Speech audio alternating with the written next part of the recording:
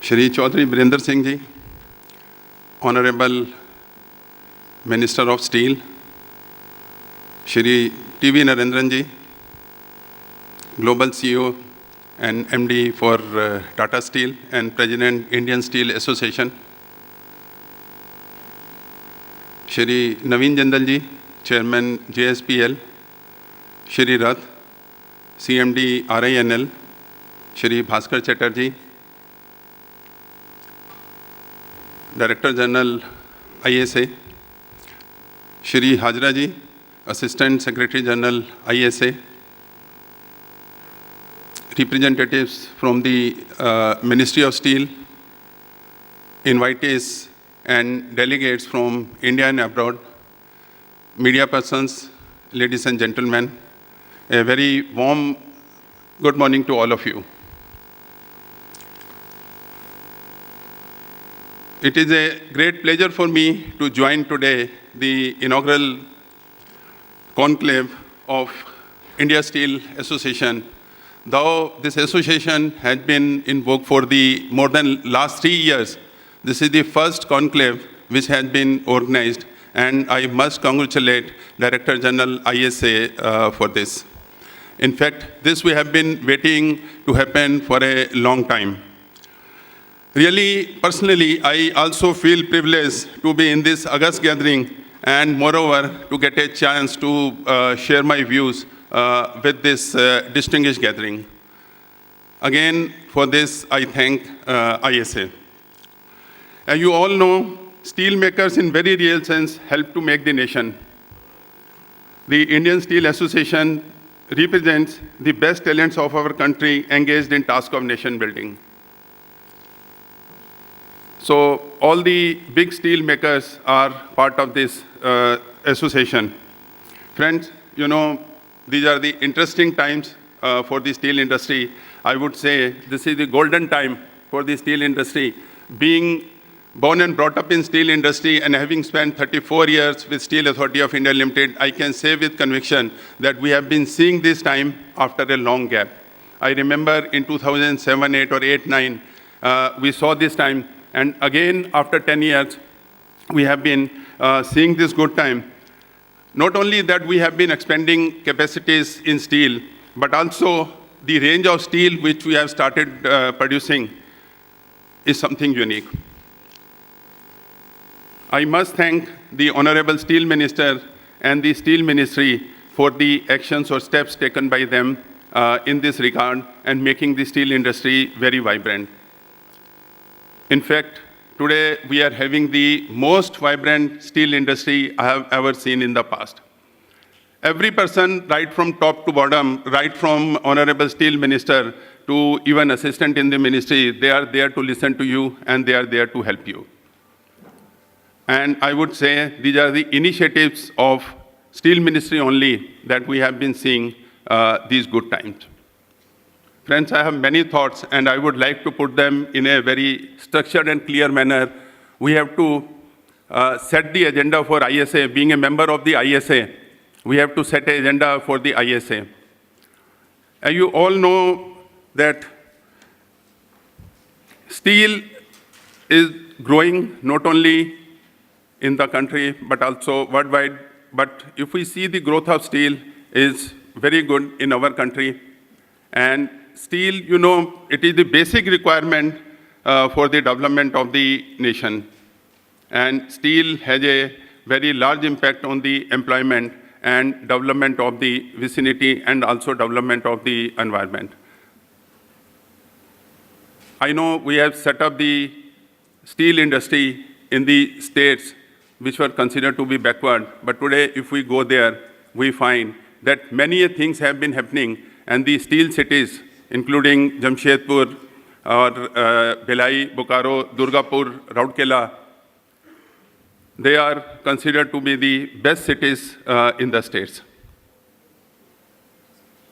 As we move forward, we have kept a very ambitious target of producing 300 million ton of steel by 2030-31. The ministry has very recently, in the last financial year, they have unveiled the National Steel Policy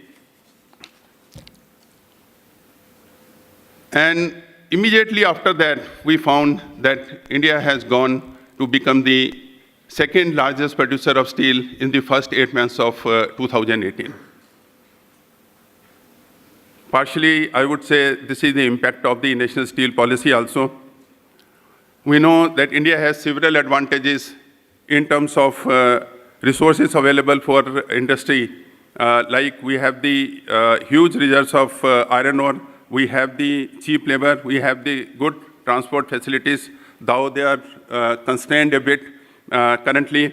And the most important thing, that the growth in demand is there in the country. This is rarely happening in many other parts of the world. So that gives us the leverage to increase the capacity, and that too very fast. That's how we have kept a target of attaining additional capacity of 165 million ton, that is from the present level of 135 million ton to 300 million ton by the year 2030-31. Having said that, now the question comes, what should be the role of ISA in achieving this capacity? So I would like to briefly touch upon some of the points as to how ISA can play a vital role in success of the National Steel Policy 2017. And mind it, this National Steel Policy is not that of the Ministry of Steel, it is of the entire industry, because it was brought out after in-depth discussion with all players in the industry.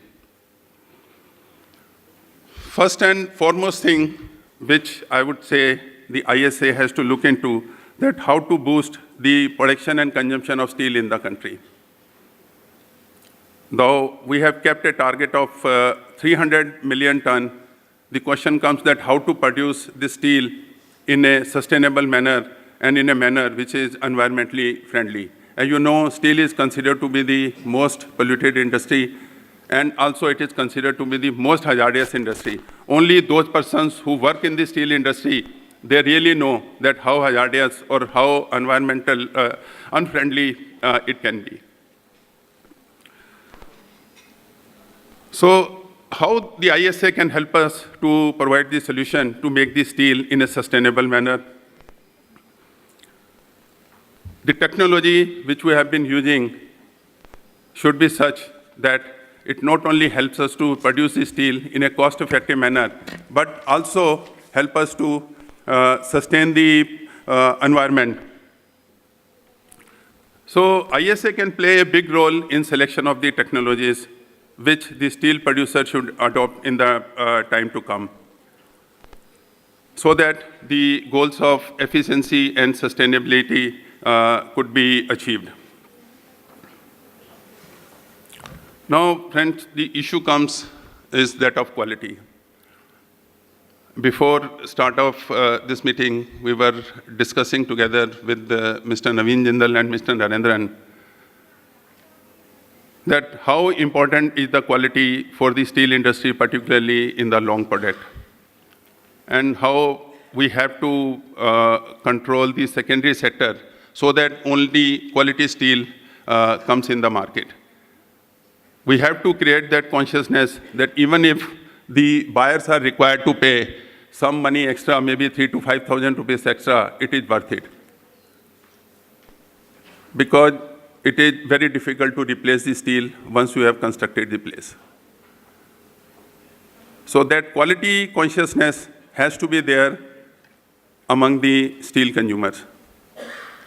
Another important aspect related with the steel is the safety of the men and equipment. We have recently faced a very traumatic accident at Bhilai steel plant, so I know how important the safety is for the steel sector.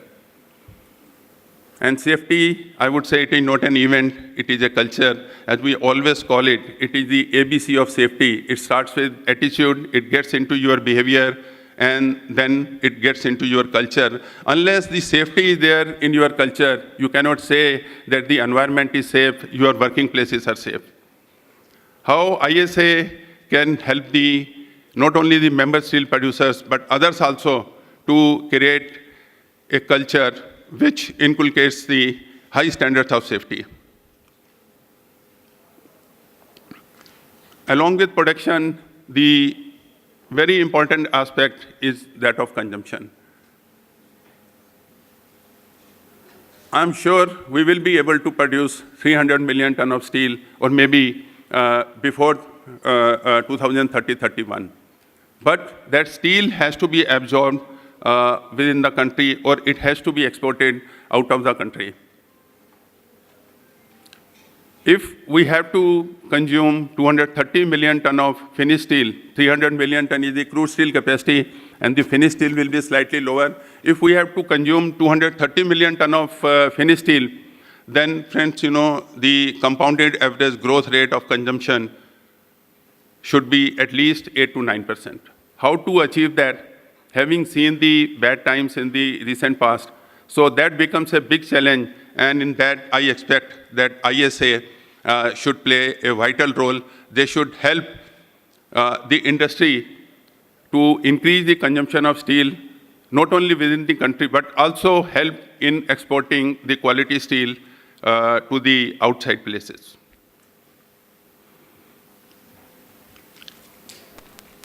Now, for producing 300 million ton of steel, we need a lot of resources. And here comes the very difficult task of facilitation of resources by the agencies. ISA, representing the large part of the industry, have to undertake this role also. First and the foremost question comes is that of funding this additional capacity of 165 million ton. We need an additional investment of close to 10 lakh crore in the coming time, maybe in next 10 to 11 years. Given the volatile nature of the industry, it will be very difficult to generate this much of resources from the internal accruals of the companies. So resources have to come by way of credit, and banks, having burned their fingers recently, they are reluctant to fund the steel companies for the time being. So how we can take up with the foreign equipment suppliers, with the foreign suppliers, that when they supply us the equipment, we should get the suppliers credit also to begin with. Because funding this kind of expansion would be a Herculean task. In fact, we decided to create a Steel Finance Corporation on the lines of Power Finance Corporation. I was member of that committee. That happened in 2015.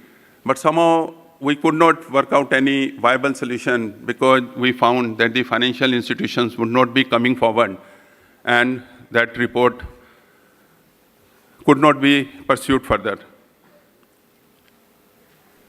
A very relevant and very important issue relating to production of steel is the raw material availability, and particularly the coal. Roughly, we need 1 million ton of coal for producing 1 million ton of steel. And if we have to expand our capacity by 165 million ton, we have to produce 300 million ton. We need additional coal of 165 million ton. Given the fact that the imported coal is not only expensive, but also the availability is highly volatile, we are in an oligopolistic market where normally the suppliers have been calling the shots. We have to work out some viable solution for increasing the supplies from the domestic sources, or we have to work out some alternate to coal through our R&D efforts. So this is going to be a big challenge. And for those companies who are not having access to their captive iron ore, they have to look for more iron ore from outside, which is again would be a big challenge for all of us.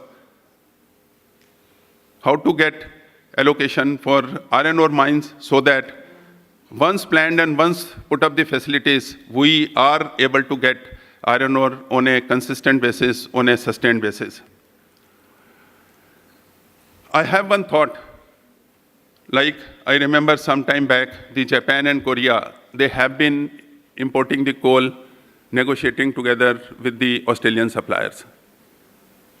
If not formal, at least some informal arrangement we can have, because all of us have been importing large quantities of coking coal from these countries. So we can utilize our negotiating strength and we can get the prices for coal which are lower than what we have been getting currently.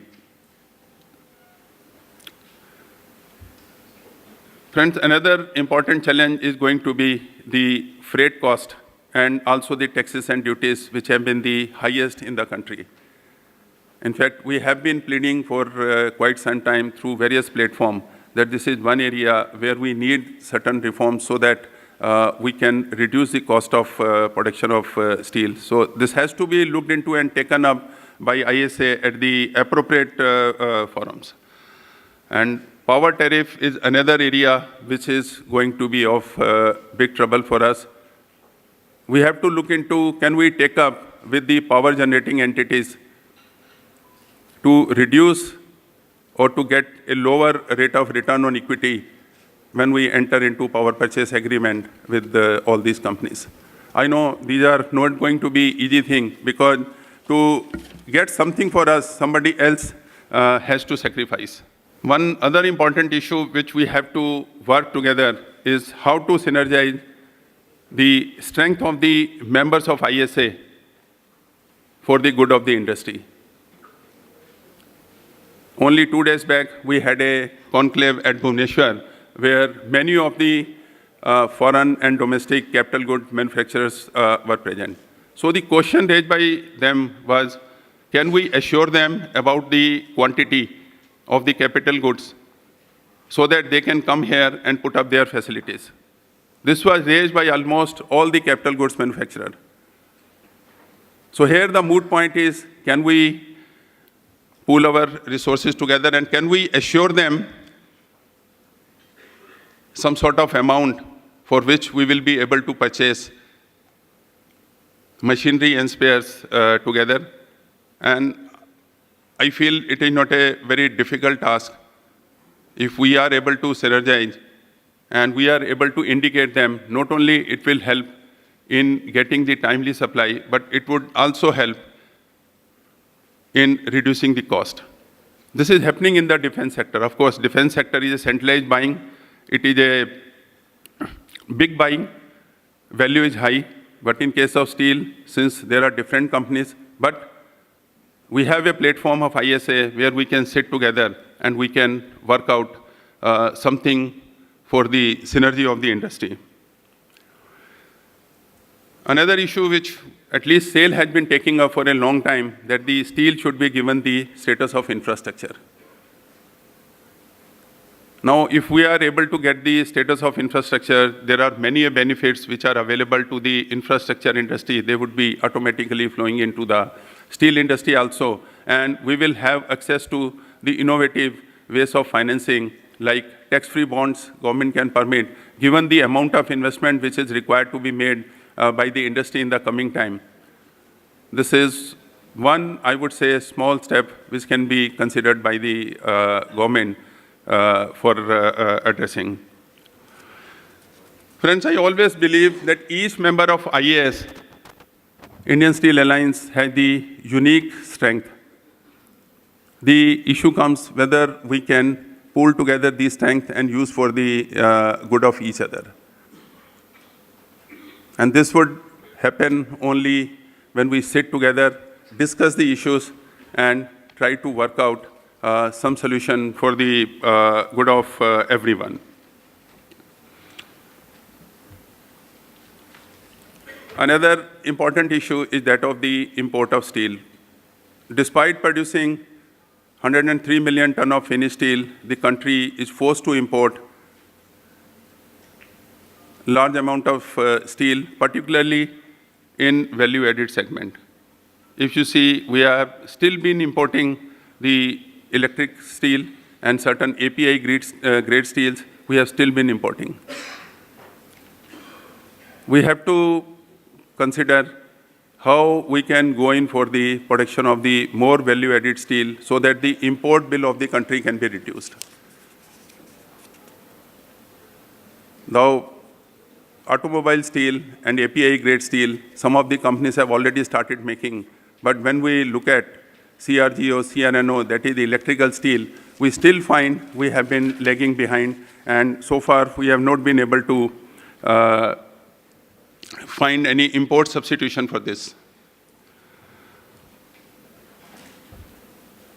You all know that Ministry of Steel has recently created that Steel Research and Technology Mission of India, that is working under the aegis of Ministry of Steel.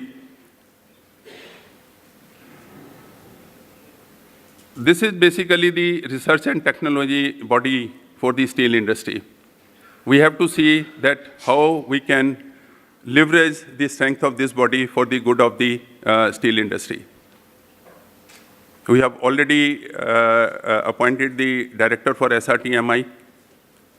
We have to increase our dialogue with SRTMI and find out that how we can synergize our R&D efforts.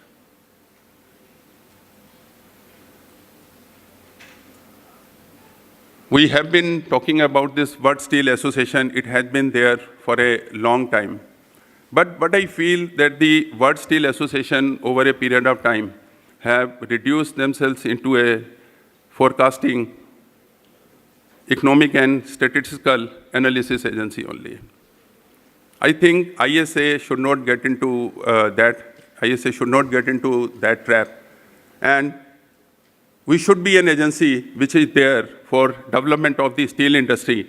And I would like to go a step further. It should work not only for development of the member steel companies, but also for the secondary producers. Because in the coming time, 50% of the steel is going to come from the secondary producers. And without doubling their capacity, it will be very difficult to achieve the target of going up to 300 million ton. So these are the thoughts which I am having about ISA. So I will request Mr. Narendran, President of the ISA, to call a session where members can sit together and detail about all these points. And I'm sure we will be able to come to certain conclusions which will definitely help in the growth of the steel industry. Coming to this conclave, I must congratulate ISA for holding this conclave, and I have gone through the various sessions which are going to take place. The sessions are very, very enlightening, and also I find the participation is going to give us a lot of knowledge, and it is going to help us in a large way in changing the contours of the steel industry. I request Director General ISA to jot down the conclusions or recommendations of the various sessions and share with the members, or they can be put up on the website of the ISA for the general good. I'm very sure that the delegates will be adequately enriched after attending all these sessions, and they will be able to put many thoughts in the practical life. And at the end, I wish ISA and the steel industry all the very best. I'm sure, following the national steel policy of the country, we will be able to reach a level of 300 million ton of steel capacity even before 2030-31. And also, we will be able to absorb the steel by creating the adequate demand in the country. Thanks a lot.